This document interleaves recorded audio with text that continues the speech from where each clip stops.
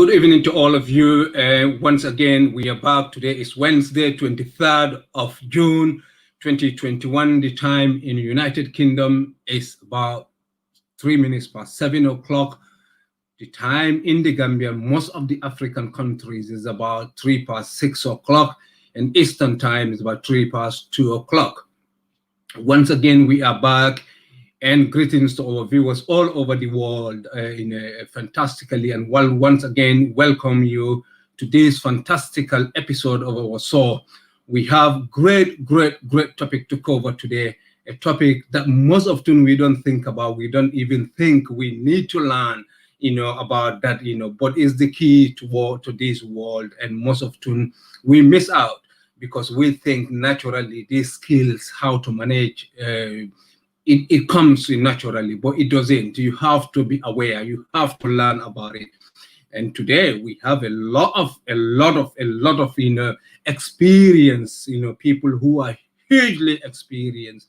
They've given their time free, charitable, to come and talk to us. So that we can know how to manage our finance, and they were going to take us to a journey so that we can be free with our finances. That's why our topic today is journey to financial freedom, and we have Pastor Tunji with us here, and I will welcome Pastor on the screen, and we have Rosemary also here with me. That are going to dignify us with their experiences and their talents. Welcome, Pastor Tunde, to Gunjur Online. Our show, the name that show that I do is Dialogue with the Youth. So, but it doesn't necessarily mean it's only the youth that we talk to, And Rosemary, also welcome to Dialogue with the Youth, so on Gunjur Online. Thank you. Thank you. Thank you very much. Nice. Thank you so much. No, good. Thank you so much, Rose, and thank you, Pastor. And I'm going to do a little bit of introduction, and I will let you people to take over.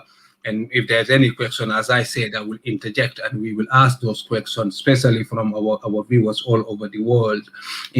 Pastor Tunde is an accountant by profession and over 30 years of experience in either private or public sector, and he is also an education financial consultant and an executive vice president of Genesta, where that's where he does education financial consulting. And these are people who are hugely experienced, and I'm really interested in our entrepreneur sister here, who is an investor and a trader in stock market. I'm really want to know something about stock market, fascinated about stock market, really speaking. And I think this is an area where I don't know, other African country, but Gambian specifically, I don't know anybody who is in the stock market in our area here. So this is going to be an interesting area to talk about. She is also a financial educator or coach, and she has a lot of experience working with diverse group of people, communities, churches, and YouTubes, about financial literacy awareness and working towards financial freedom. These are very important and very topical, and really we need to talk about these things more often so that our people can know how we can manage the little that we have and use it and maximize it to our benefit and to the communities that we live within. Once again, I would think I'm going to start with Tunde. Pastor Tunde, yes, welcome, and go ahead. Just give us a synopsis of some of the things that you want to give us today. Our viewers are all over the place listening to you. Thank you very much. Good evening, everybody, wherever you are, either in the Gambia or you're in the United Kingdom. This evening, we're going to go through the journey to financial freedom, and I'm just going to start the seminar now. First of all, what is financial freedom? Financial freedom is a situation where one has passive income. Somebody lives debt-free and is capable of managing bills stress-free and has multiple savings, investments, and a retirement plan. Financial freedom is a journey that begins with financial independence. What I've just defined there, if you are there and you have financial freedom, you don't even need to be on this seminar because you've got it all. However, you can achieve financial freedom without knowing, you can't achieve financial freedom without knowing your starting point. You must know where you are with your finances. Are you overdrawn? Are you owing people money? Do you have 5 houses? Have you ever bought a house before? You must know where you are in order for you to achieve financial freedom. And I said earlier on, financial freedom journey begins with financial independence. And financial independence is the status of having enough income to pay one's living expenses for the rest of one's life without having to be employed or dependent on others. I'm sure won't we love to be in that position where we have enough money to cover our expenses without working and without relying on other people. And income earned without having to work a job is commonly referred to as passive income. Many of us, we have income by going to a job, but we're going to look at how we can make passive income. See, maybe you are there today, you make enough money to lead a great life, but still end up with little money in your bank account at the end of the month. Many of us, we fall into this category. When we receive our income at the end of the month, before the next month, the money has run out. However, whatever your situation, you will handle your lives better so that you are not stressed for money. Many of us, we have too many bills, but not enough money. Too many bills, but not enough money. So what is the secret to overcoming financial stress? And what can one do to improve one's ability to enjoy financial freedom? I'm sure many of us here, we will love to have financial freedom where we don't have to, where we just earn passive income. We don't have to stress ourselves too much about money. And we will look at the importance of excellence and integrity in an area of our finances. We live in a period when debt and financial stress is crippling individuals. In particular, with the advent of COVID-19, it's added more stress to our finances. Now, we are financial educators. And as I said earlier on, at the end of the week or month, do you have less money than you need? Does it seem that your purse or wallet contains holes? You know, at the end of the month, your wallet is full of thousands of pounds, maybe 2,000 pounds, 1,000 pounds. But before you get to the end of the month, it's all gone. Are you working so hard that you don't even have time to enjoy yourself? Some people are falling into that category. You work so hard, you're so busy, maybe doing 3 jobs, but you don't even have time to go on a holiday. Do you dislike your job and wish you could find the perfect career? Many of us, we go into a job and say, well, I just want to go into this job to make a living, to pay my bills, to pay my rent, to pay my mortgage. I will just do it for 1 year. Suddenly, we find ourselves 10 years still doing the job we dislike. Why is that? And many people face stressful challenges like this without even knowing about it. Can you imagine being in a job you don't like, and all just because you want to pay bills? As I said earlier on, we need to know, where are we now? How much debt do you have? Are you in debt? Are you owing money? Are you owing the bank money? Are you owing people money? Have you borrowed money from associations, banks? How much do you earn? Have you been earning the same amount for the past 5 years? Savings. Don't even mention the word savings. Some people don't even have what we call savings. Some people don't even have it. They don't even know what it is. So you need to look at where you are now, and then you say to yourself, where do I want to be in 12 months' time? If I'm owing 1,000 pounds, in 12 months' time, I want to be in a position where I am not owing anybody money. In 12 months' time, I want to be in a position where that 1,000 pounds has reduced to 100 pounds. You need to put a strategy together to reduce your debts. Earnings. Have you been earning the same income for the past 5 years, for the past 10 years? What are you doing about it?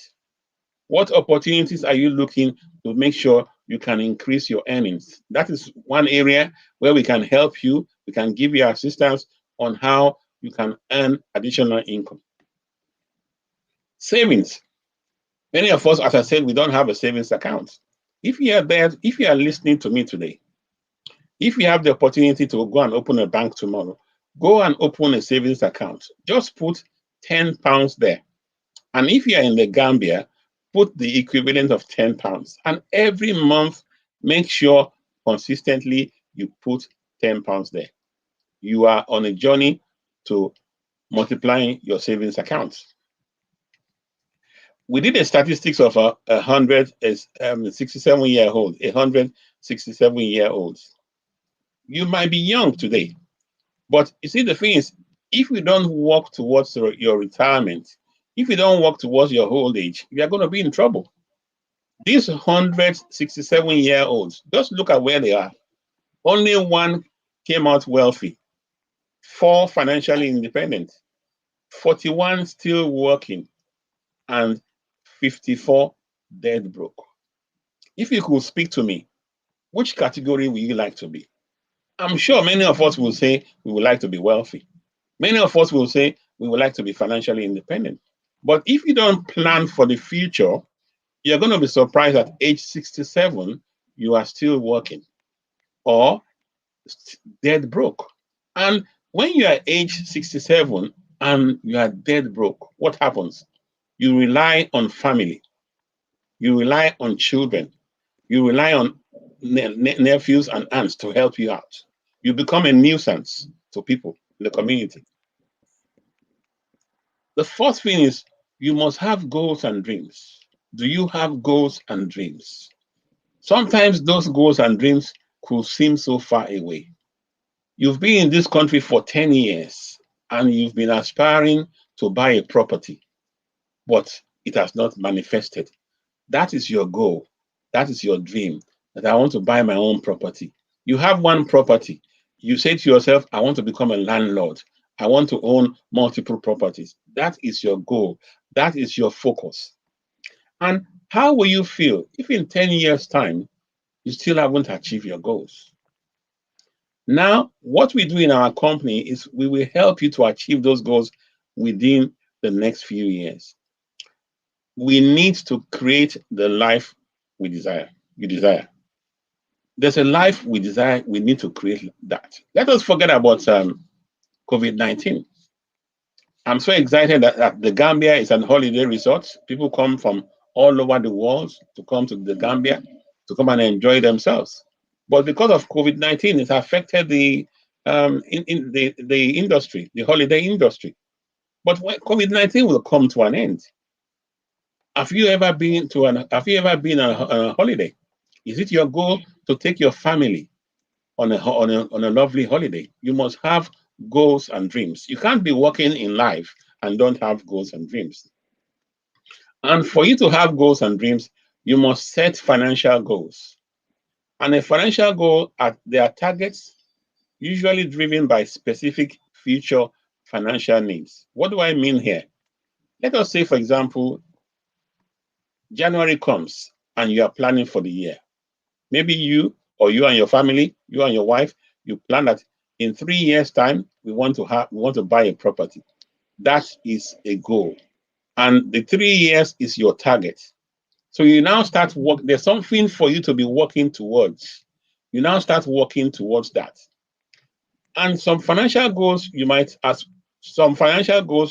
set as an individual includes, for example, saving for a comfortable retirement, saving to go on a nice holiday, or managing your finances to enable a home purchase. All that I have said to you.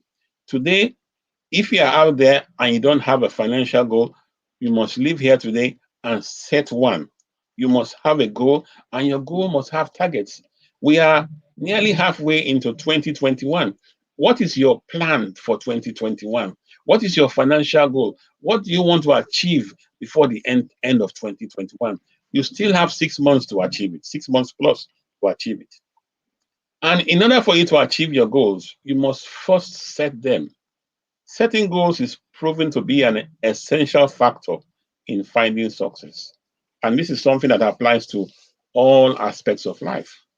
And I've given an example earlier on. If you want, let's say, for example, you want an extra £10,000 to use for investment. How do you get that £10,000? Do you look for additional income? I even see, the thing is, you must be looking at your goals on a daily basis. You must be reviewing your goals on a daily basis. I review my goals on a daily basis. I look at what I want to achieve. I look at how COVID-19 has affected my finances. I look at that. And interestingly, if I tell you something that COVID-19 has not even affected my finances, it is the other way around. It was as if I knew COVID-19 was coming. It is the other way around.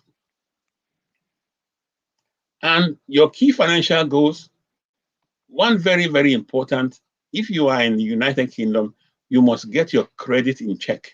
Whatever you do in this country involves credit checks. It involves credit checks. If you are a business owner, you must make sure you pay your taxes on time. And then you must set a budget. We will talk about a lot more about budgets. And have a savings goal for yourself. Pay off any debts you have. You see, your goal can be, this year, I'm going to pay off all my debts. You cannot have debts and then you earn income in the month and then you go shopping to buy a nice suit or to go and buy a nice dress for yourself when you're owing people money. You can't do that. And there are many ways for you to achieve your, I'm just going to go through a few. There are many ways for you to achieve success. You set daily goals for yourself. You stay away from distractions. You become educated and continuously strive to learn new things. You must read books. You must read management books. You must read leadership books. They inspire you. And be committed to your dreams. What are your dreams? Be committed to them. Closely monitor the progress. Okay, I want to have £10,000 in my account to put a deposit. I'm halfway into the year. Do I have £5,000? Monitor progress. And find the passion. You must have a passion behind your goal. Make sure you find it. Now, let me ask you a question there. Maybe you are a married man. Maybe you are a single man. But if you are the breadwinner of the family, how will your family need? How much would your family need if something happened to the breadwinner? Let us say a husband and wife. The husband is the breadwinner because the wife is taking care of the children. That means, in principle, the husband is the one bringing the money home every month. If something drastic happens to that breadwinner, what will happen to the children and to the wife? COVID-19. I lost many friends at the early part of COVID-19.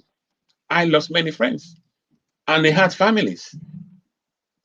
And I remember when some of them were about to be buried, where they had to be doing fundraising online to bury because there was no money. And now the man is dead. He's left a wife with debts, with a mortgage, and there's nothing there. So if you have debts, what will happen to the debts?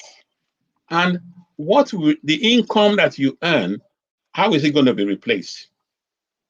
And if you have a mortgage, how is it going to be paid? And this is one area where we Black people in particular, we don't take care of. It's called life insurance. You see, in the Western world, when a white man dies, he leaves something for the children. There are no surprises. The children does not start from minus. He leaves something for the children. And that is what we Black people need to emulate. We don't like to have life insurance because many of us don't believe in it. If you are here today and you don't have a life insurance in place, I'm going to leave Rosemary's number at the end. I'm going to leave my number at the end. Please contact us immediately to help you to sort your life out. Because you cannot leave your wife and your children stranded. And if you're a woman and you are the breadwinner, you cannot leave your husband and the children stranded if anything happens to you. You know, earlier on I talked about credit checks. Credit checks is very, very important. One of the tools, if you want to get a mortgage, one of the key tools they use is what they call a credit report. If you want to get a loan, they use a credit report. The report is very simple. It's online. There's cost. And in the United Kingdom, these companies are called credit reference agencies, which means CRA. And there are many examples: Experian, Equifax, TransUnion. You can go on any one of them to get your own credit report to see where you are in terms of credit. If you want to buy anything on credit in this country, this is the report they look at. And if this report is poor, unfortunately, you will not go ahead, or you might pay a higher amount for the loan you're going to take. And what is in the credit report? It basically shows the list of all the credits you have. It shows where you have lived in this country. It shows the electoral register. It shows your name. It shows your date of birth. It shows your current address and your previous address. You'll be very surprised that many people in this country, they have various dates of birth, depending on what they are doing. And the credit report captures this. So let us say, for example, you want to go and buy a mortgage, want to get a mortgage, and they produce the credit report. They can see your name, but now the report is showing 3 or 4 different date of births. Definitely, they will think you're a fraud. They will not touch you. So we must make sure that our credit report is fantastic. I spoke earlier on about budgeting. Budgeting is very, very key. And budgeting, you don't need to be an accountant or a finance person. It's basically the estimate or outline of the money that comes into you on a monthly basis and how you spend it. That is all. That is all budgeting is. You plan for the income that comes in and how it is spent. But you can plan it for 1 year, you can plan it for 3 months, you can plan it for 1 month. It helps you to gain control over your finances. It helps you to prioritize your spending, because there are some things we don't need to spend money on. It helps you to identify and limit waste. It helps to decrease your financial stress levels. It helps to respond and adapt quickly to changing financial circumstances. During COVID-19, many of us were not able to go out. Did we die? No, we did not die. We were all just sitting in our home, buying food, eating food. We didn't go shopping. We didn't go to restaurants. And we saved a lot of money. We saved a lot of money. Many people saved so much money during COVID-19 because they could not spend any money. All they did was just to buy food for the family. And when you have a budget in place, it helps you on that journey to achieve financial freedom. How do you set the budget? Regardless of whether you are living paycheck to paycheck or you have plenty of money left in a funnel into a savings, setting budget is still essential. You set budgets. This is what allows you to exercise discipline in your finances. You have discipline. Okay, once you have a budget, that means if you see, in particular with ladies, I know men do it sometimes too. You might go to a shop and they're having sales. And then if we come to your house, we can see plenty of shoes and bags. But because they said, oh, this shoe that you bought last month for £100 is now reduced to £50. You think it's going to be the good thing to buy it. But was that included in your budget? You must have a budget for savings. You see, when you meet affluent people, people that money work for, you see, you are working for money. But so there's some people that money work for them. They've got to the level where they have savings and investments. They have returns. That is where we want to go to. We want to be in a position where money is working for us. We want to be in a position where we're relaxing and we just look at our bank account and money is just flowing in. That is where we want to be. And some tips on budgeting. You need to be realistic about your income. You know how much is coming in. Use your most recent bank and credit card statement to estimate your expenses if you don't know it. And show a breakdown of your expenses on a granular level. That means to the lowest level. But you see, as I said earlier on, make savings a goal for yourself. You are planning for the future. Do not spend. You see, when Some of us, we go out and buy expensive things, Nike and all this. We're buying, you have children and your children needs trainers, and you are buying expensive trainers for them. What is happening is you are spending the money you are supposed to spend in the future, you are spending it now. That is exactly what is happening. You are spending money of the future, you are spending it now. Remember, the more you save now, the more money that will multiply and compound for the future. You must, you see, I'm over 60. Before, when I was 50, I was going on holiday once a year. But when I hit 60, I told my wife before COVID-19, I said, we need to be going on holidays 3 times a year. 3 times a year. Because I have planned for the future. I have planned for the future. When my daughter told me she was getting married, I was excited. My wife was excited. We were very happy to pay for their wedding because we had already planned for the future. That is how it should be. But there's something that crumbles the future. It's called debts. I call it bad debts. And the only financial goal more important than saving and investment is paying off your debts. If you are listening to me today and you have debts in place, in particular, something called credit cards, I'm going to implore you, today is the day you must put a scissors through those credit cards. You can pay credit cards if you are paying the minimum. You can pay it for years and years and years. High interest rates, bad debts such as credit card debts and personal loans act exactly the opposite of good investment. Pay off your debts as a priority. Make the year 2021 the year of paying off debts, so that when you start 2022, you start clean afresh.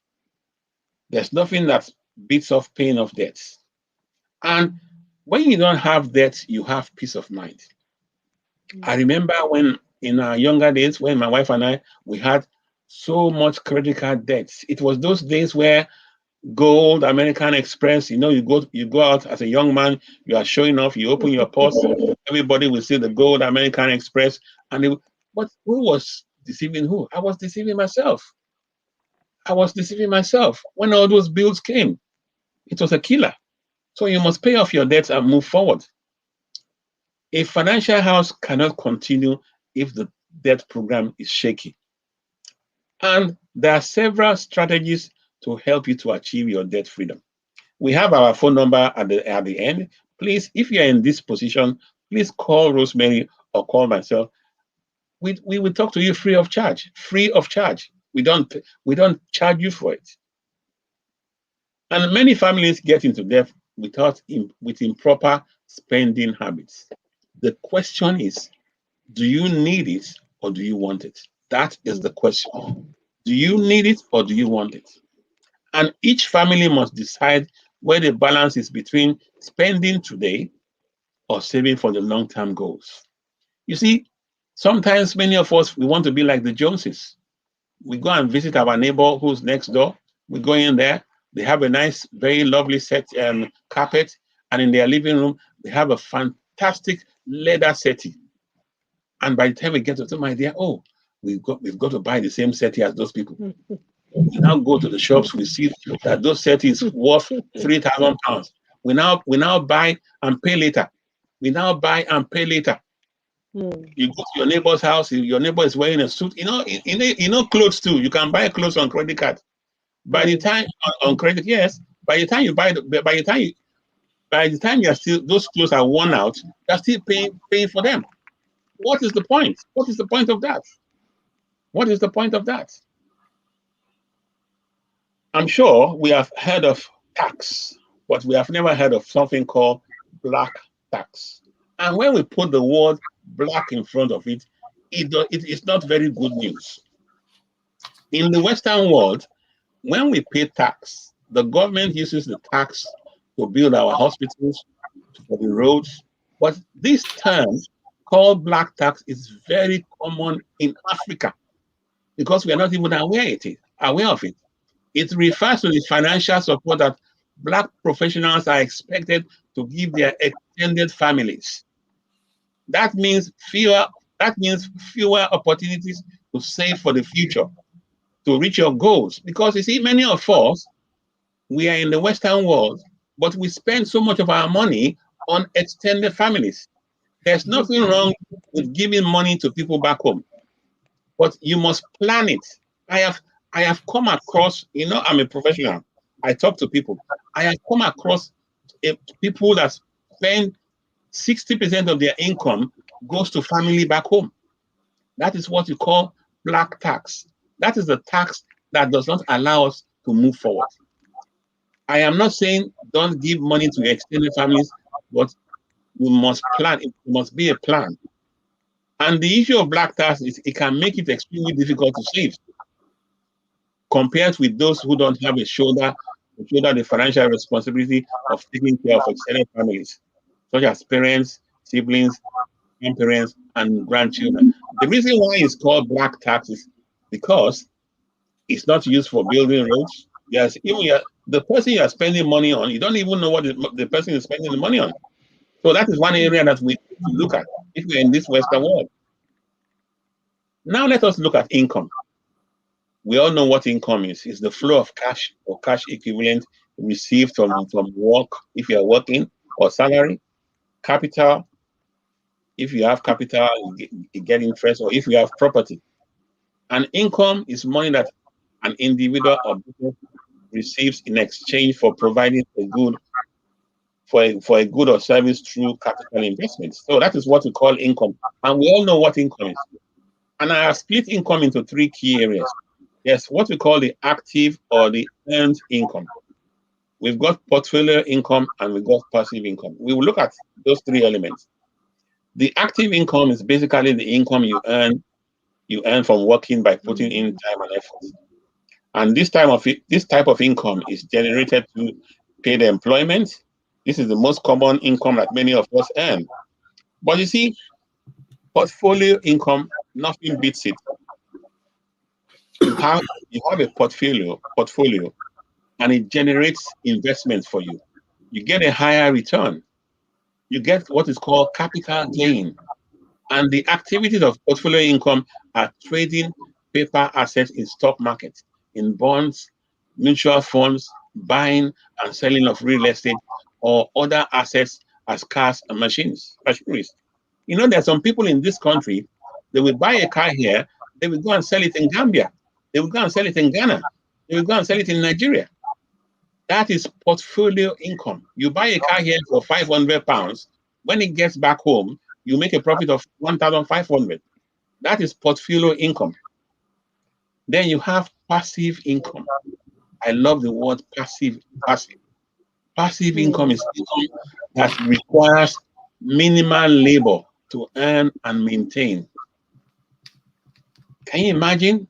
Minimal labor to earn and maintain. Passive income does not require your immediate effort most times because the income becomes automated. And this is called enjoying the fruit of your labor because you have worked for it. I earn a lot of passive income. And I'm hoping that by the end of the day, you too will look at opportunities of earning passive income. That is something that Rosemary and myself, we can share with you. Our phone is at the end there. We can share our phone number with you. Yeah, Pastor, before you go to the next level, I'm really, really, really fascinated, about, you're doing justice, really such an towering intellectual in this area. And definitely this is a food for thought to all of us. Thank you. To think about this thing, because you sometimes make me guilty because I'm thinking you are directly attacking me because all these things you are saying is just like really some of the things that we are going through here. But before I come back to you, greetings to our viewers all over the place. From the Gambia, we have Bubai said good evening to families, and we have Michelle Jao who says good evening to you all. And our Toure said, good evening, and to you all. It's an interesting topic. Lamin says, good evening, hosts and guests, in this very important, interesting show. The topic under discussion is really beneficial in learning how to practice financial disciplines. Indeed, a great stuff for greater benefit. Pastor, these are really good areas that we are Thank taking. you. Thank I you. only Thank hope you. our people listening to you so that we can change our lives, because as you said, we've been working and working. You work so hard. At the end of the day, you 1 year, 2 years, 10 years, 15 years, and you are getting even poorer. The more Yes. you work, the more poorer you have. You don't have any Yeah. savings and all those things. Mm. And specifically Gambian community, I think Gambia is one of the smallest country, but the amount of remittance that they just pump back home for nothing sometimes, that goes under the headline of this black tax. That I Yes. am really interested. I hope. And our women really, this is not gender bias, I'm sorry, Rose, and most of the women that are here, men also That's do them, okay. because we will be here sending money and then buying houses and all those things in the Gambia, for example, and we are not going to go there, and keep sending money, but the thing that I'm talking about is the West, is to set your budget and say, do I need this? Is it a need, as you said, or is it a want? I think our Yes. people need to know those things, at the age that we are now, after nearly 10 years of this in this country, doing all kind of menial jobs, 12 hours, 14 hours, and more. Many people are now doing 2, 3 works and all those things. Are we doing justice to our money? Are we planning our money properly? That's Because if not, maybe after 20 years, we should not be working about 12 hour shift, to the extent that you exhaust yourself, you don't see your family, you cannot even afford to go for holidays. And you talk about investment. This is very important. Our people don't invest, we don't save. And we are planning to rely on our kids, who we are kind of giving our burden to them, and still we want to rely on them. So this is a very important topics that we are talking, and I'm sure we'll come back to them and dissect them, so that people can understand. I just want to translate it to our local language, but I will do that later on. I will let you go ahead. I just to let you know that this is really fantastic. And as I said, like many Gambians, because I know this community very well, if I am feeling attacked, I know a lot of people watching here are feeling attacked, because these are some of the things that we've been doing unknowingly, and we are doing the same thing, and we are getting poorer and poorer and working harder and harder. We have no savings after 10 years, after 20 years, we're not investing, and that's how we are going. And as you said, I'm scared. I don't want to be 60 now, because I don't have any savings, and I know a lot of people are here, having the same problem. Go ahead, Pastor Tunde. Thank you very much. Thank you very much. Thank you for.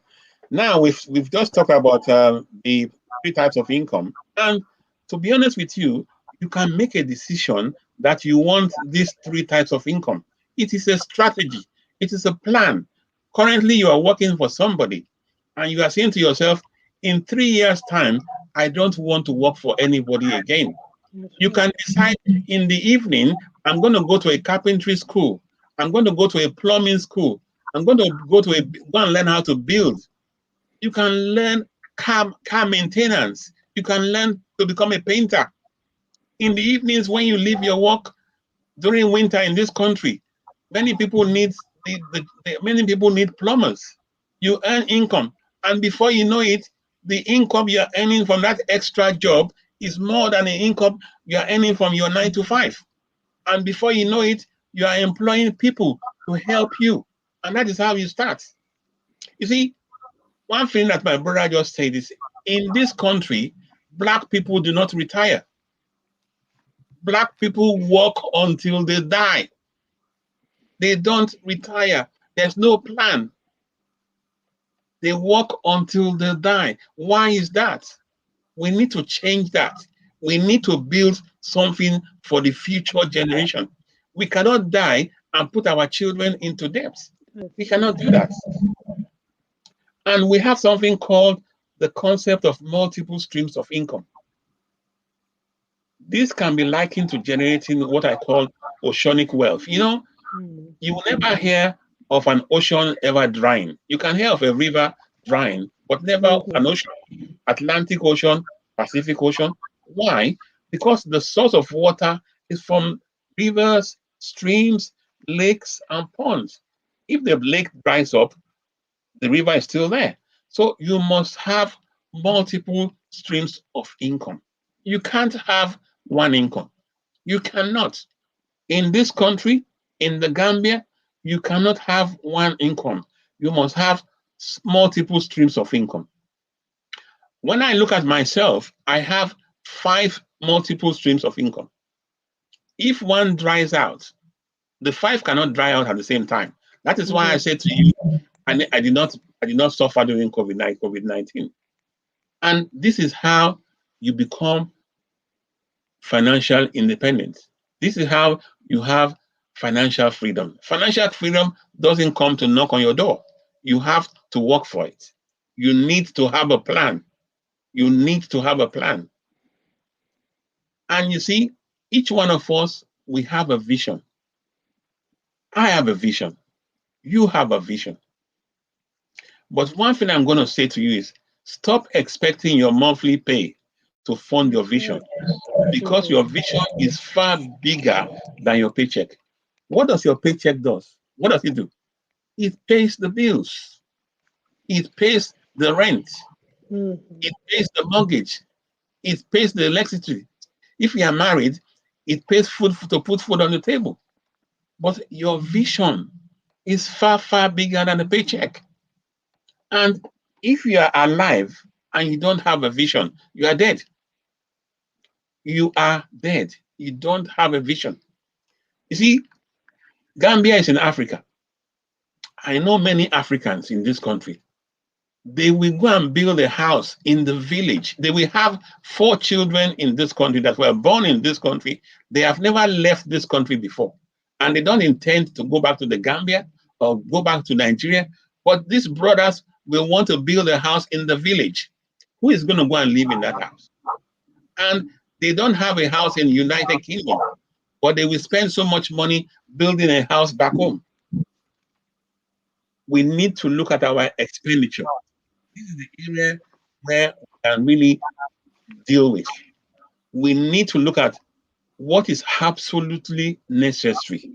Yes, your bills, your mortgage, your rent is absolutely necessary. It is nice to have luxury items. Cut them out. For the next 1 year, cut out luxury items.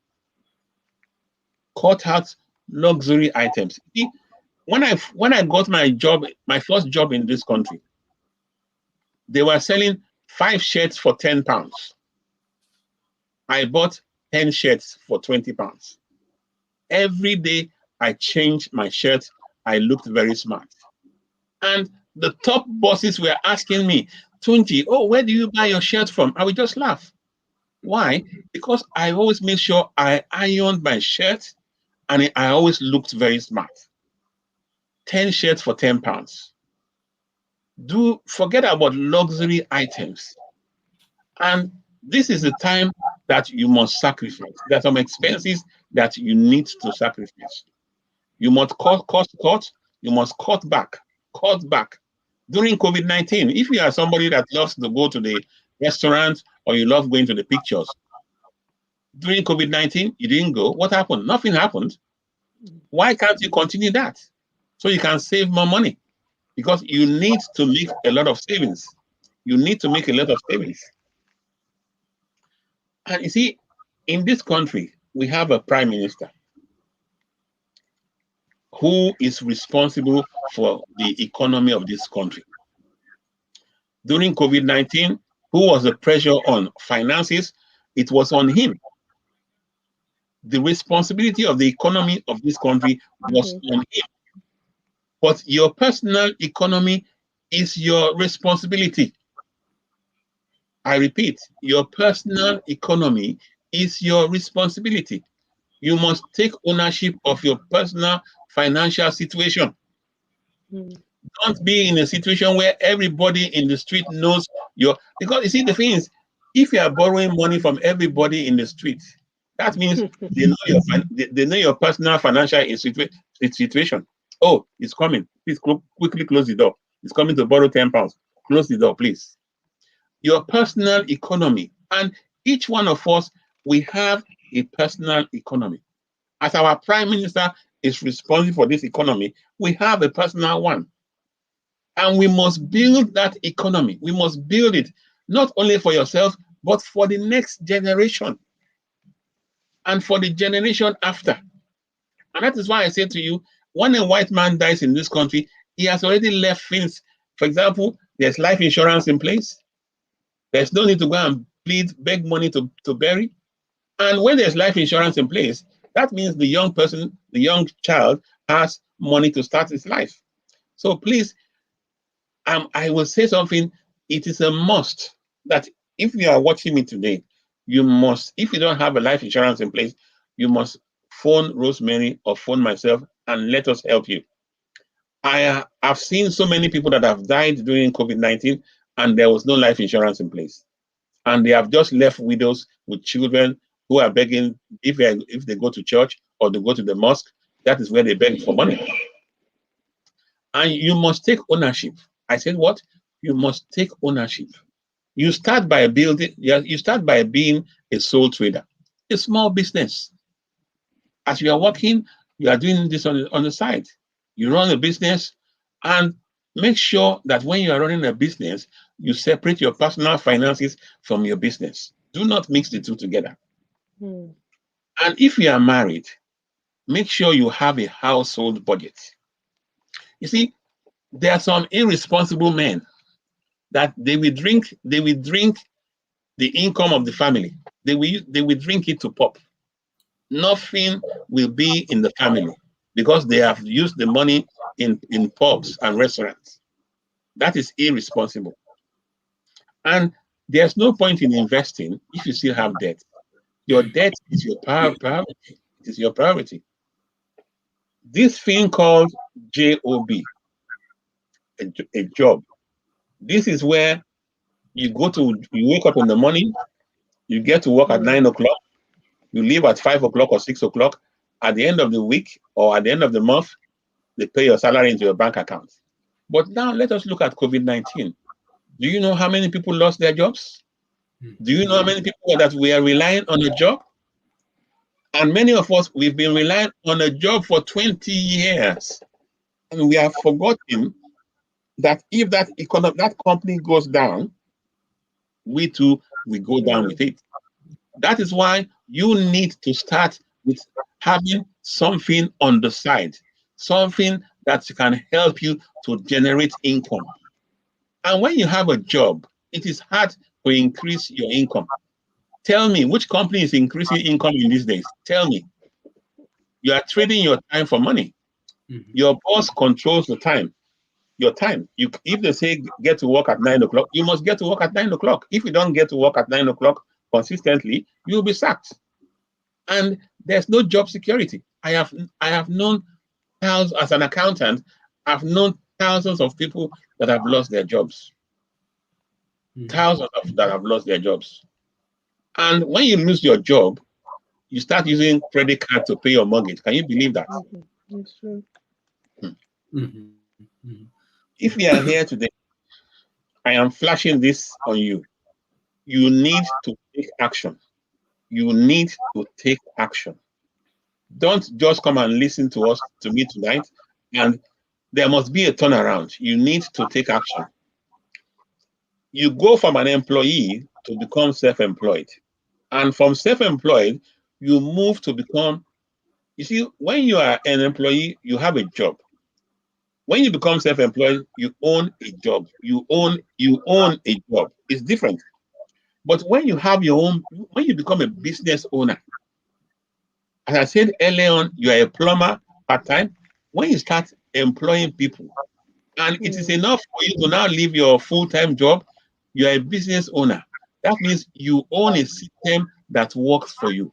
You know, if you are a business owner, you can say to yourself, okay, Monday, I will not be going out to work. Those people under me will be going out to work. Then, when you become a business owner, you will have enough money to invest. And when you start investing, money works for you. You see, in Nigeria, I don't know about Gambia, we have something called an alert. If somebody pays money into your bank account, you get an alert on your phone. If your ringer is on, you just hear click, click. Won't that be awesome for us to be hearing alerts from the bank all the time that somebody is paying money into a bank account on a regular basis? That is when we say money is working for you. We should stop working for money. Money should be working for us. We've talked about an investment. We won't spend too much time on investment, but you need to. Pastor, before you go, let's all remember this is a key point that we need to. Money have to work for us. We shouldn't be chasing money all the time because we are going to go nowhere with it. Anywhere it leads us, it can be in the fire, it can be in the blue sea, it can be anywhere else. When that money that you're going, wherever it goes, that's where you're going to go, and that's not safe, that's not secure. And it seems, African people generally, we keep working for money, following money wherever it goes. When it goes into a ditch, we goes into a ditch with it. And we start crying and praying to God all the time, but it's important. I have El Amusan said, great advice, and Waketa, my own sister, interesting topic, thank you. Sira Sanyan says, true, brother, that's me, Pastor, what you're saying is true. Lamin Manjan says, really, this discussion is directly centered on our lifestyles as economic migrants. It's high time we learn to practice financial disciplines and secure a better retirement in our old ages. And my old friend Pa Conte says, great soap, keep it up, good work. And Buba says, and he's in Africa, he's in the Gambia now, a childhood friend. This discussion is very good, and we in Africa should listen to this.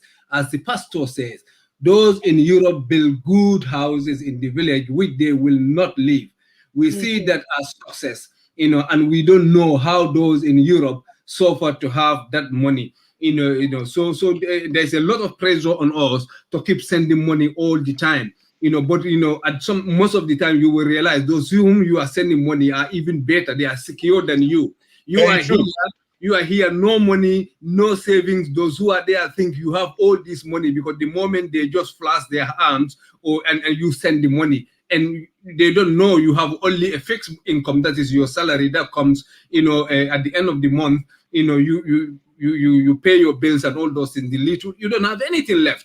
You sacrifice and send it to them, sending false impression to them. But at the end of the day, you are even as poor as church mouse. You are not secure. They are more secure than you. So these are some of the things, and it is important. Pastor Tunji, you said about life insurance. We have to invest on it, because I don't know of your people in Nigeria or wherever you come from, but the Gambia, any of our dead bodies, we want to take it back home. But anybody who died, we send the heart around all the time. All over the social media, we are begging money, because we want the dead body to go, and all those, the families are crying, they want the dead body to go. But continuously, still we don't devise any way forward. In order, the moment somebody died, if we make a decision that he or she should go, we can easily take him. Sometimes dead bodies will be here with us for months and months and months, begging money. So, this is all, portraying us as people who don't financially, they are not progressing. They are not thinking about anything. And the moment we take that dead body home, we relax again. We don't think about this can happen again, because death is going to be permanent. We will die at some point. So that's the merry-go-round. All around, everywhere, we are begging money, and we don't invest money most of the time. Investment is our problem. And for some reason, maybe we want to show to people that we are also in Europe. We can do things for ourselves. That's why we go for very expensive things that we don't need.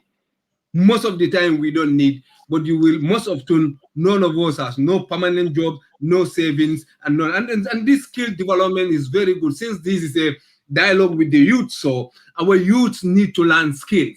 In Leeds here, it's difficult to have a Gambian plumber here. It's difficult to have a Gambian mason here, and all those things. These are skills that you can be sitting in your room, people calling you, and you're employed, you're in control of yourself. Than going to maybe a business degrees, and at the end of the day, you are 40 here. They will not going to employ you. You might be better doing skill jobs, and it's high time we teach our kids here, those who are growing, to learn skills, so that you can be working, as you said, you have to have multiple sources of income, not only your the wage, the money that you're doing for monthly pay, which is might be £1,000, and you're doing 14, 16 hours, and still you are 1,500 at the end of the month. So these are not progressive. I think we need to reflect. And these topics are really, really food for thought. They can help us to rethink, and we can change our life and our young ones that are coming, so that they can be in the proper situation, to do better and leave something for their kids. And also our retirement. What are we going to do? Thank you, Pastor Tunji. You finish that, and after Rosemary can come and talk to Rose about important that she's an investor, and this stock market thing really, really has to be a culture in our communities. I don't know if Nigerians might be, but Gambia, I have never met anybody in here, in our KSA, Kombosila Association, who said to me he is in the stock market or whatever. You have to give us the importance of stock markets, how we can go there. So that might be can be an area that our people can tap into. Go ahead, Pastor Tunde. Yes, thank you very much, Ebrima. Thank you very much for that. Just to talk about how money works for you. I have a young student I've been mentoring for the past 2 years in a local university here. And he says to me, my parents send money for me from Nigeria, but it's never enough because my parents are struggling. So he has a part-time job he does. I say, you know something? What is the key need of universities? What do they really need? And we sat down and we said, they need somebody, because everybody has got a laptop. They need somebody to help them to repair their laptop. They need somebody to help them to repair their mobile phone. So this young boy went to learn. It took him 6 months, learn how to repair laptops, learn how to repair mobile phones. Do you know that this young boy, this year alone, up till now, during this COVID-19, he has earned £40,000. Wow. Helping other students to repair their laptops, helping them to repair their mobile phones. So that is how money works for us. We need to look at our environment. What does the community need? That's right. Talking about investment, to invest is to allocate money with the expectation of a positive or benefit return in the future. In other words, to invest means owning an asset or an item with the goal of generating money from the investment. So investment is not short-term. Investment is long-term for the future. Ebrima talked about stocks. That is for the future. That is what they call investment. And you can invest in almost anything from the most mainstream popular targets like shares, bonds, funds, government bonds, UK property. But the two very popular one here is shares and UK property. You buy a property for 200,000. In 4 years' time, the value of that property has come to 300,000.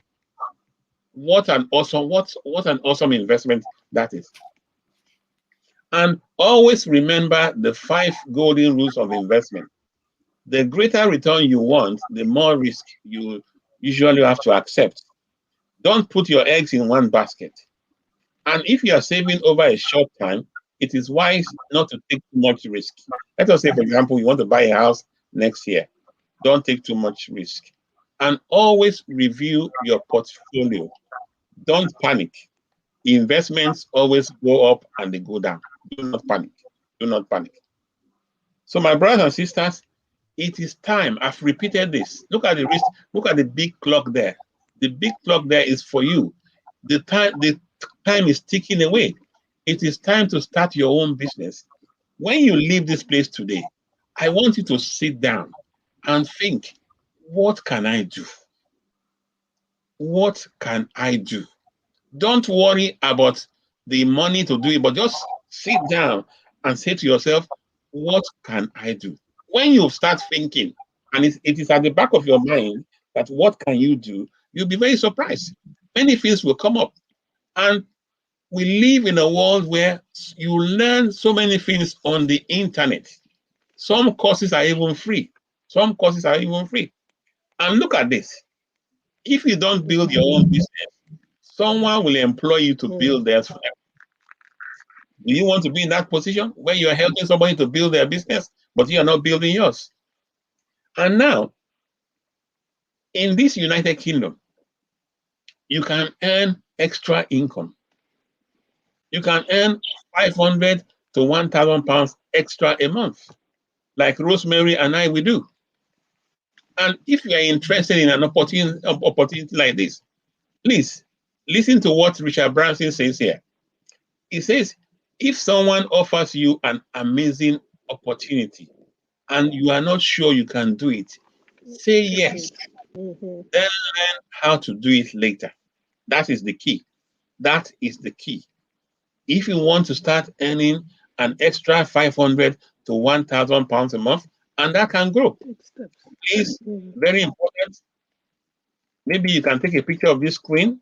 Maybe you can write down the number, write down Rosemary's number, write down my number. Our email is also there. I will leave this on the screen. Yes, I will leave this on the screen as I end this the seminar. Ebrima, I'm welcome to any questions or any areas of to be highlighted whilst people take our phone numbers. Yeah, thank you so much, Pastor. This is so educative, and it's some of the realities of our life, and Pastor, since in UK here, most of the things that we do that can generate the investment that we can do, it might be long term, but we are looking about our retirements and all those things. Is about shares, and properties, and you said, some of us, have, bad debts, that we have. In the events you fall into that situation, where you have bad debts in terms of UK properties and all those things, you can talk to us how we go about that, and because I know a lot of people who came here, in our communities, when they came as a student, they thought they are going to have their education and go back, and they do all kind of things that are not proper in terms of debts and all those things, credit card abuse, loans that are not paid and all those things, but they are still here, and those are in that difficulties, and and that's going to be a problem when it comes to UK property market. You can talk to us about shares, talk to us generally about what shares are, because a lot of us are in companies, we are working, sometimes letters will come, they will offer you about shares and all those things, and you bin them, you reject them. It might be you think, I'm going to go back to Africa, but you can still invest in these shares even when you are in Africa. And Pastor, I want you to also clear this. We are not talking about investment only here. If you think you can invest, for example, in the Gambia and be disciplined enough and have all these things, let it be. But anyway, talk to us about these shares and the bad the debts that people do have, and they are still dealing with them. Yes. Okay. Thank you very much, Ebrima. Yes, first of all, when you have debts in place, many of us, we ignore it. And what happens is it continues to increase. And there's one thing with debts. When you have debts, you pay interest on the debts. So you'd be surprised, you have a debt of 2,000 pounds, before you know it, it's become 3,000 pounds. Why? Because of the interest. And that is why I said you must have a strategy in place. This year, for example, apart from paying your rent, paying your bills, paying for food, any other thing that comes in must go towards paying off your debts. You can use 1 year to clear your debts, and you know that you are debt-free. That must be a strategy that you must put into place. Calculate how much is coming in, calculate how much goes to all the immediate expense. Don't buy clothes for the next 2 years, please. Don't buy shoes for the next 2 years. The clothes you have now is enough to survive, that you survive on it for the next 2 to 3 years. Make paying your debts a priority. Now, I did mention something about credit. You must have a good credit. And that is why you must go into Experian. You must go and check your credit. What is my credit like? You must check what your credit is like. Because if you don't check what your credit is like, you're going to be in serious trouble. You must check What is my credit like? And there are 3 places where you can go, or even more. Experian. Go online. Google Experian. Google Equifax. Put your details in there. It will give you a report of all those people you are owing money. And you see, the thing is, you don't want to become blacklisted. You don't want to have a county court judgment against you, because those things, once you have them, it will debar you from buying properties. So once you've cleared all that, and let us assume you've cleared all your debts, you are now saying, okay, fantastic. The income I have now, I can start planning. Now, if you decide you want to go into property, you want to decide to go into property, if you go online, there are many seminars on investment in properties, many free seminars that you go to, that they will teach you the techniques that you need in terms of buying properties. You start putting money aside, and in some instances, you'll be very surprised. You don't even need much money. You don't need much money. It can be a situation where 8 of you are put together to buy one property. It can be a situation where 4 of you are pulled together to buy one property. That is a good starting point, and that will help you to improve your credit history. Because when you want to go into property, your credit history must be fantastic. Then when you start making money, then you have the opportunity to start looking into stocks and shares. Again, in this economy, or in Gambia, or in Nigeria, or in Ghana, whatever you want to go into, you must make sure you understand it. We have the website, we have the Google. You can learn a lot. You can't just say, because Tunji is buying stocks and shares, I want to start buying stocks and shares. You need to do a bit of research behind stocks and shares. How do I invest? Do I decide to have a portfolio manager, or is it something that I want to do myself? If it's something that you want to do yourself, there are many free courses online also.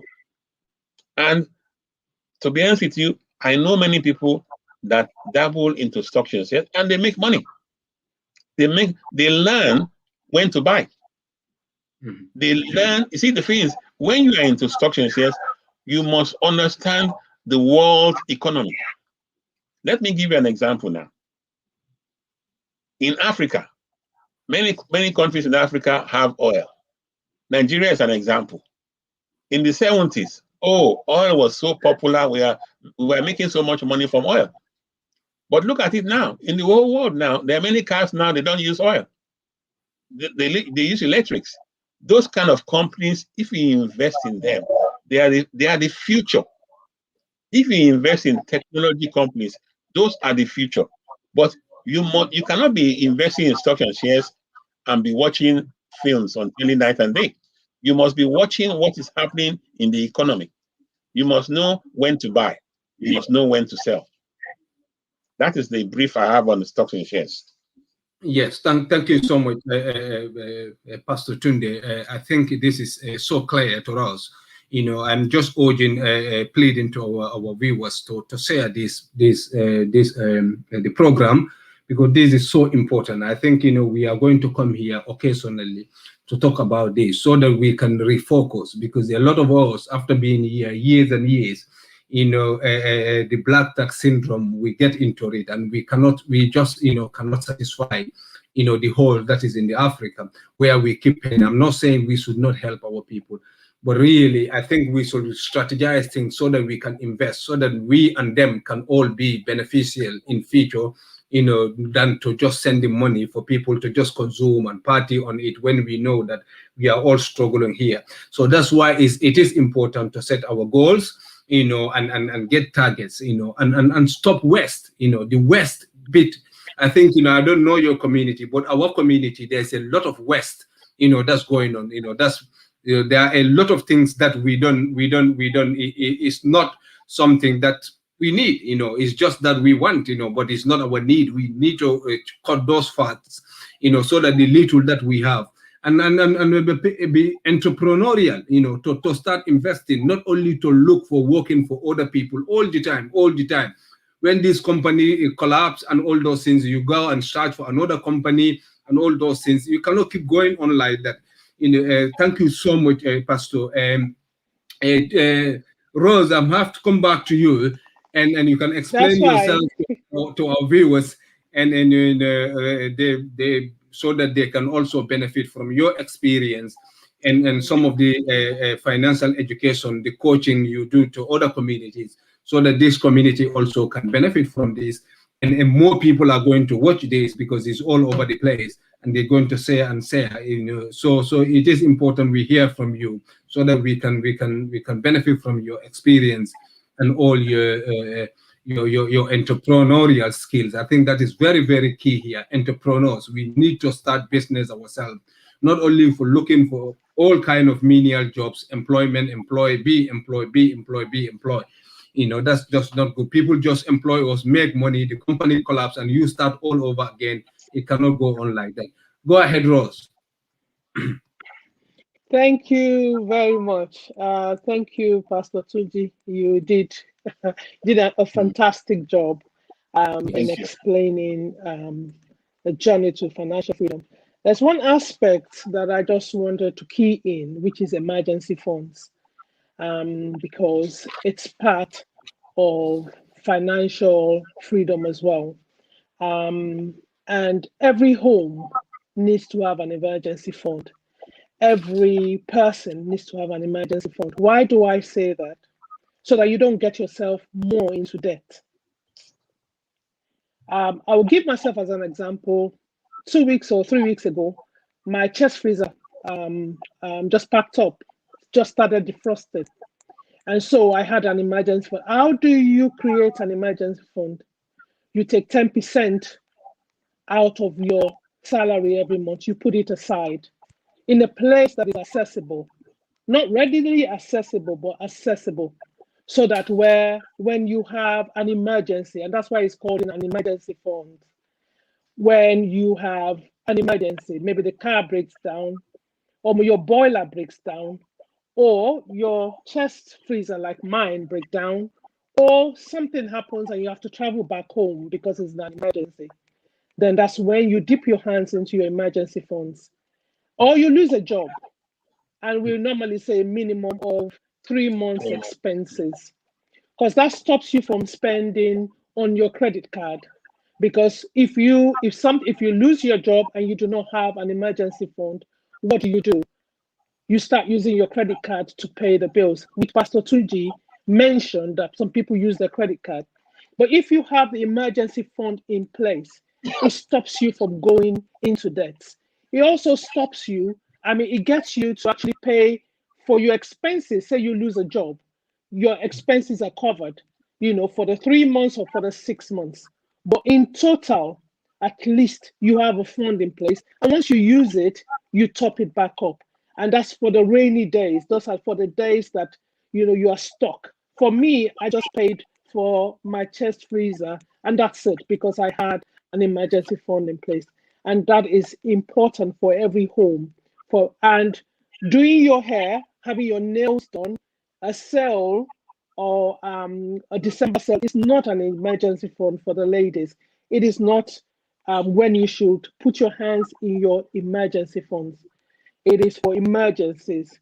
That's cars, maybe your car breakdown. I relate emergency funds to like a spare tire in a car. Nobody leaves their home without emergency tires or something actually to deal with if you have a flat tire. So if you remember it, that I need to have a flat tire, I need to have some sort of emergency fund in my home or in the bank. Normally it's meant to be in a bank so that you can't, easily access it, or you can't transfer it. So put it in a place that you can't transfer it and you can't be checking it every, month. Oh, how much is it now? Let me see what it is. So you put it in a place, but you should be able to access it when you need it. And that was what I just wanted to contribute to what Pastor Tunji shared with us. Now, I have a quote here from Ashley Brilliant. It says here, I'm not yet desperate enough to do anything about the conditions that are making me desperate. How desperate are you, to be financially free? How desperate are you to actually deal with those things that put you in desperation every month? Multiple streams of income is not a luxury anymore. It's actually a necessity for everyone. You're meant to have more than Warren Buffett, who is the greatest investor of all time, says you have to have almost 10. And that means that when one closes down, you have another one that you're using. For me, I started my journey over September last year when a friend of mine told us about retirement. And I thought, what are you talking about? Do you have anything in place? And I'm thinking, can you expatiate more? And it was a wake-up call for me. And then I got a friend who said she was doing an investment course. And then I just got onto the investment course. And that was where I learned about long-term investing, buying shares, buying index funds, buying, extended trade funds. There's some form of shares, but, and that's where I learned how to invest long-term, not short-term, because you're looking at retirement, you're looking at over 10 years where, and how do you now know the companies to invest in? How do you do your financial analysis? Because you just don't pick up on any company and invest. You need to do your detailed analysis about the company. Is the company giving dividends, which is passive income Pastor Tunji was talking about? Do they give dividends? At the end of course, the dividends is part of the money that goes into your account, or you can reinvest it. Is the company sound?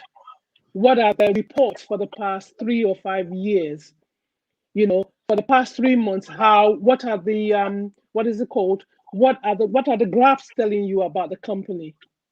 And many people made money when everything was crashing, when the pandemic started last year. Many people dumped shares, they dumped a lot of things. However, many people made money because many people started to buy. And if you're going to do any investment, please, either you pay for one, or like Pastor Tunji said, please go online and go and find one. I paid for one because I wanted to have it done properly. And it gives you step-by-steps of what to do.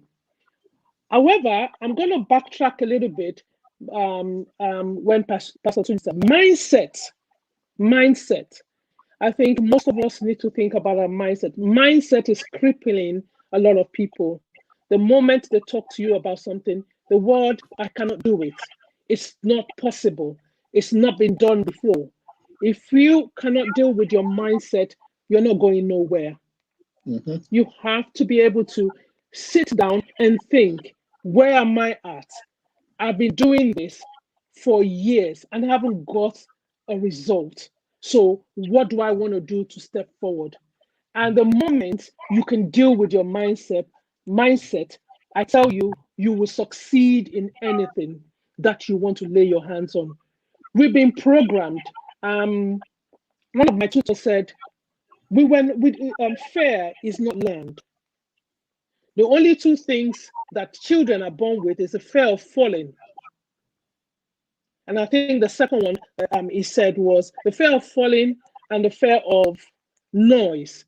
I mean, if you look at it, when you're at home, when you slam the door and the baby is sleeping, you find out that the baby starts crying because of the noise and the fear of falling. Every other fear, you learned it. You learned it maybe through, your parents or the things or your friends and things like that. And fear will cripple you into not succeeding in life. If you cannot deal with fear, i.e., if I fail, I fail. I've learned another way not to do something. But you have to take that risk. You have to come out of your comfort zone. We all want to be in a box. We all want to be in a box. The people that succeed think outside the box. They don't sit, and think and watch Netflix. They don't sit on the phone and chat about nothing that is going to happen. They don't sit down gossiping. If they are gossiping at all, they're gossiping about the business. They're, talking to another entrepreneur on how to do things. So basically, talking, spending your time, day and night, talking, not doing anything, but just chatting about Mrs. No Good or your friend that did something. It's not the best way to actually move forward. So I remember when I started the course, the first session was mindset, well psychology, to make us think about what is that. Do you really want to move forward, or do you want to stay? What are the steps? What are the things that are stopping you from actually moving from where you are at to where you're going? And then you sit that down, call yourself into a meeting, write down all the things that is crippling you, all the things that you have. Everybody, when God made all of us, He gave us something in our. What is in your hands? What is in your hands? If you look at people who have made significant progress or who are multimillionaires, go back, you will see what was in their hands is what they used. Everybody has something in their hands. And we have to go back and sit down. What am I good at? What do I have a flair for? What are the things that I'm doing? Then you now sit down. If you don't know what you're doing, there are like I said, I just sat down. What am I good at? What do I want to do? And I did. Once I found a course, then a friend, told me about this life-changing, seminar, and it was Janneh. And I went, and I knew exactly that I wanted it. I wanted that because that fitted into what I want. Investment and journey to financial freedom, because I had picked up so many debts as well. I was in debts, and I wanted to be debt. I wanted a way out. So when I joined, there were steps. They told us about things to do. I went through them. I'm still on my journey. I'm not out of it yet, but I am on my journey to financial freedom. But in all, mindset plays an important part in all we do. There are ways to make money. Selling an idea. There's YouTube there. There are network marketing there. There's Janneh there. There are ways to make money, but you need to sit down and think about what you want to do. What is the idea that you have, and start building that idea. Now, going on to investment, I know Pastor Tunji was talking about investment. There are different ways to invest, depending on your risk. There are low risk, there are medium risk, and there are high risk. Low risk are like treasury bonds. There are bills that you buy, from the government and things like that. And then, but they are low risk. And that means that the returns are not as good as, the others. You have medium risk, which are index funds. Index funds are the measurements used to calculate the indexes. What are the indexes? The FTSE 100, the S&P, the FTSE 100 is what they use to measure the top 100 companies in the UK. The S&P 500 is in America, the top 500. Every country has their own, stock market and the top, companies that they take. America has the Dow Jones, and you have different countries, having their top either 50 or 100 or 30. Now, there are indexes that 10 of they have like 10 companies, like 10 top companies that they have, they've put together, the hedge fund managers put it together. And so why has it done that? Because if one company should fail, the 9 is still intact. So you don't lose a lot of money. So index funds are from about £25 that you can pay every month into it, or you can do as much as you want. And then you have the high risk, which is the shares. And shares are like individual shares of companies. Now, do bear in mind that companies do fail. The shares, it depends on the economy of the country. Just with any shares on the stock market, it's it's based on the economy. So if the economy is not doing well, the shares will plunge, and that means you will see your shares just go, your money go right down. And some people just average out. They just buy during that time because they want to average out. But it's very risky. And if you buy shares and the company goes bust, your money's gone. So some people always try medium risk, and they go index funds, or they go, they just do mutual funds or things like that. So those are long-term investing. I have them, I invest in them, they're long-term, and you don't see the returns straight away, especially for people who may have who don't have pensions. You can do your own personal pensions as well. Now, trading is a different ball game. Not everybody can trade. Everybody should be investing, but not everybody can trade, because there's a 40% success chance and a 60% failure rate. So if you are the type of person that you lose £1 and you're shivering and you're going up and down, then trading is not for you. Also, you need to go on a course to do that, to understand the candlesticks, how the market moves, the moving average. There are a lot of things with regards to trading, and sometimes there are times that you don't trade, and there's sometimes that you trade and you make money, and there's some times that you lose money. So trading might not be for everybody, but investing is for everybody. Yeah, I don't know if I've answered your question. Yes, I think this is so important here. And I think Pastor Tunde also mentioned it. People need to read about biographies, about business management and management courses and all those things. And you also emphasize that that's investment course, where whatever you're going to do, we are not, it's never too late. You can do short courses here and there and improve yourself, whatever. Because education should have to be the foundation of whatever we're going to do. Just know where you are going, what you want. Do a little bit of course here and understand the environment that you are going to do. And most of we will be in our 30s and 40s. We said it's too late to go to school and all those things. Those are mindsets, as you said. So the mindset has to be right for us, because most of us, we're not advantaged enough in Africa to get that level of exposure in terms of our education. But when you come here and you have your documents here, you can have the chance to go and improve yourself. You have a lot of professional short courses that you can do, and that will give you the leverage so that you can know where you want to go.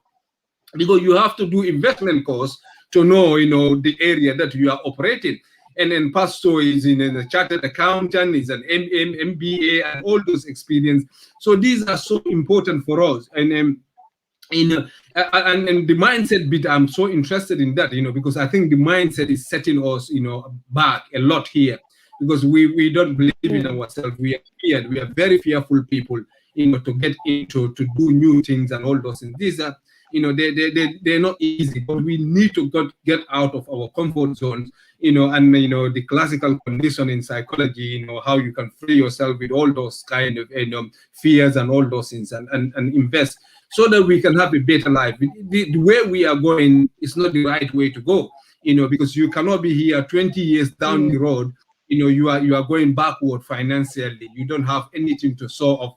And a lot of people of us have higher educations, they don't know what to do with their educations and all those things. So we need to come out and listen to programs like you, and call people like Pastor Tunde and Rosemary, so that we can learn a lot from them.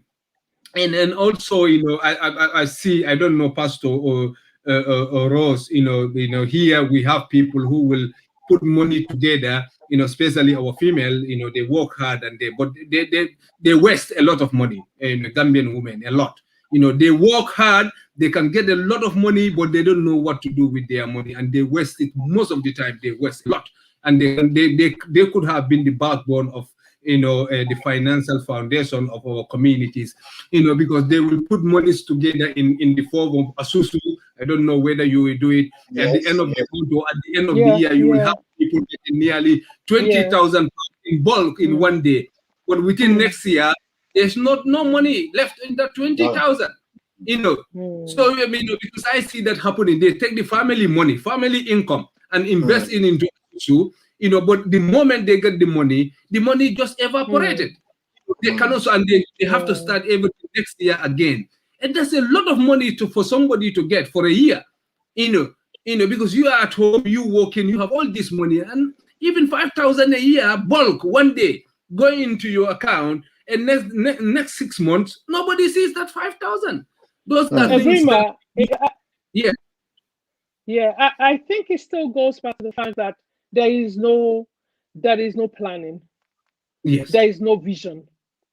If you don't have a vision, if I say, for example, I'm doing what the Gambian community, the ladies do, and I know I'm going to collect the money at the end of the year, I already have a plan out that I want to buy a house. So that would be an investment. That would be my my deposit for my house, because I would have worked out all that. But if there's no goals, no vision, no steps, because you need to put steps to realize those visions or goals. You have to put a plan in place. If there's nothing, then how, if you don't have, if you can't make anything out of the void. If you don't have anything in place that you really have a burning desire, to want to achieve, then whatever money you have, you get, it will just be about luxury, and if we cannot, practice delayed gratification. I don't buy clothes anymore. The day I learned about the importance of a pound, because £1, if you have a pound, if you know the importance of £1, you will be very, very careful when you're going to spend £1. If you know how it can, how it can multiply to actually make you millions, you'll be very careful in spending £1. You would talk to yourself before you spend £1. And now I'm very careful about my money. I don't buy clothes anymore because I've got them in the house. I've not done anything with them. So why should I buy? I mean, for the past 1.5 years, we've been in the house because of COVID. What am I buying? Why am I buying it? So I think that most times there's no vision. And when there's no vision, the people perish. Where there's no vision, the people perish because they don't have things in place. Thank you so much, Rosemary. This is fantastic. Really, I'm just going to go back to you and give us your last piece of advice. I'm just going to tell our viewers all over the world, even if you don't get the numbers and you want to contact these people, who are really, really experienced people, as we can see, just get in touch with me. I will connect you with them so that you can have your experiences, you can have your advices, because all of us need advice, because the village that I came from, nobody taught me how to go about finances and all those things, but now we have people, the internet there, you can have experienced people who went through all the things that we went through, and now they've turned around their life. If now Pastor is 60, is in his 60s and having 3 holidays, Pastor Tunji, I'm jealous anyway. 3 holidays, I cannot even afford 1 holiday. So really, you need to in your conclusion, you need to tell us, how that's possible, but some of the things that you laid, those are the steps that you have to take when you are a young man. You are not old when you are 30. That's just go to school, get yourself some skills. Go to tailoring schools and learn how to do tailorings and all those necessary skills. Our people here, before we send our African clothes back to Africa, you can do it here and do some tailoring for us here, and you can have all this money here. So, let's learn skills, and we say, as Pastor Tunji says, you can go to just know your environment. What does your environment want, and do you have all these facilities that your environment wants? If they are not there, you have to fill the gap, and then you can get yourself something, not only looking to work for care homes, work for soft floors and all those things, people. So we need to think outside the box. That is true. And once again, I have to come back to the pastor so that you can give us your last words, because we've been here about 1.5 hours now, and your last advice. Hopefully, people will be in touch. And we will bring you people here occasionally so that we can talk about this, because this is, some of the things I wasn't thinking about, now I'm kind of, challenged to think about those, Go ahead, Pastor. Thank you very much, Abraham. Yes, one of the key things tonight is you need to take action. And there are three key actions you need to take. First of all, you need to look at yourself. Do I have a plan for the future? Am I going to be doing this work I've been doing, this care work I've been doing? Am I going to be doing it forever?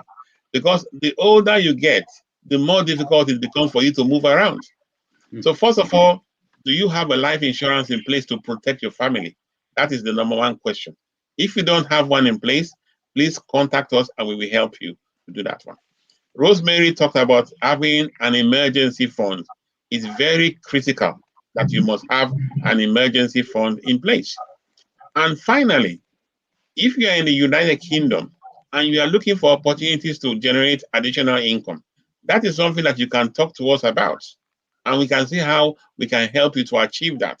Because what we want today is in a year's time, for people that have attended this seminar today to say to us in a year's time, wow, that seminar has turned my life around. I now have multiple streams of income. I now can go on holidays. I can go home whenever I want to. If you are in the Gambia, I tell you something, even if there's recession, look around your community. What does the community need? Meet those needs. It's very critical. I gave you an example of the young boy in the university here who went to learn how to mend computers, and today is generating a lot of income. So just make sure you take action, and in a year's time, there's a turnaround in your life. Thank you very much. Thank you, Pastor. Go ahead, Rose. You can give us your final advices or words, to our viewers, and we can close it. Yeah. In addition to what Pastor Tunji has said, please be tech savvy. We live in the digital age. We live in the digital age. You cannot do anything without being able to use a laptop, without relying on your children, without having to say to them, can you help me do this? Can you help me do that? Ladies, women, empower yourselves. And women, empower each other. Use what you have in your hands. Empower each other. And, motivate each other instead of bringing each other down. There is power in unity. Empower. That is one of the key things I am passionate about. Empowering women to make a difference and to leave an impacting legacy. Our children are watching us. They are watching us. What mommy does is what our children will do. If your children see you hardworking, my children see me, how I study and I'm trying to do my businesses. I have about 5 that I do. And so because they see me, they are also doing theirs. Support one another. Don't tear each other down, women. That's the worst thing to do, is to bring another woman down, to bring another man down. Support, work together as a network. Promote each other's business. Work together. Know about the computer, because if you don't move with change, most of us don't want to change. We're used to it. We're used to doing the job. And I was one of them before as well, until my mindset changed. Your mindset needs to change to want to have passive income. And one of it is what I'm doing at the moment. One of it is what I'm doing at the moment. If you fall sick today, what plans have you put in place? Do you have a will? Do you have a will at all? Do you have a will, that this is my last instructions, should in case I pass away? Because if you don't and you have younger children, your auntie may not be the person that will take care of the children. They might pass your children to social services if your husband's not there. If you fall sick today, do you have something that will pay out? Do you have sickness cover that you fall sick today and you can't work for the next 6 months without you forcing yourself to go back to work? whilst you're still recovering. And like Pastor Tunji said, is there a life cover in place? GoFundMe is not the right thing to be doing. And that's what most of our community do. I have to give to a lot of GoFundMe. It got to a stage I had to write on or whatever. Enough. Please get life insurance. Let's build. Let's stop tearing apart. Let's stop tearing ourselves apart. Let's build together. The men build together. Promote one another. Know what you are doing. So that if they need something, they can say, oh, Pastor Tunji does life insurance, then go to him. The other communities do it. We are the only communities that don't refer. We'll rather go to another community to go and do something. We do not promote each other. If one thing that you've learned today, out of everything that's been said, is you need to have multiple streams of income. It's no longer a luxury, but it's now a necessity. And remember, you are leaving your generation behind. What are you leaving for your generation? Like Pastor Tunji said, debts, or teaching them also to leave a legacy for the next generation. I want to create wealth. I want to impact my generation. I want to impact the next generation coming behind, so that they don't have to go through what I went through, because I wasn't given any financial education when I started. But now I know the truth, and the truth has set me free. But I do not want the next generation to go through it. So I'm trying to impart knowledge. And that's how I came to meet Ebrima. When I sent and, he responded. And I would like to thank you a lot, Ibrahim, for having us online and for, accepting the invitation. And for having us on here, to talk to people about, financial literacy, bringing an awareness of finance to people. And hopefully they can journey through financial freedom, go towards financial freedom. That all these debts, because I don't know if anybody knows, debts can be an obstacle to you achieving your goals and your dreams. And we want to see you in 1 year's time or 2 years' time, prospering and, telling the other children that this is possible. I was like this before, and now this is where I am.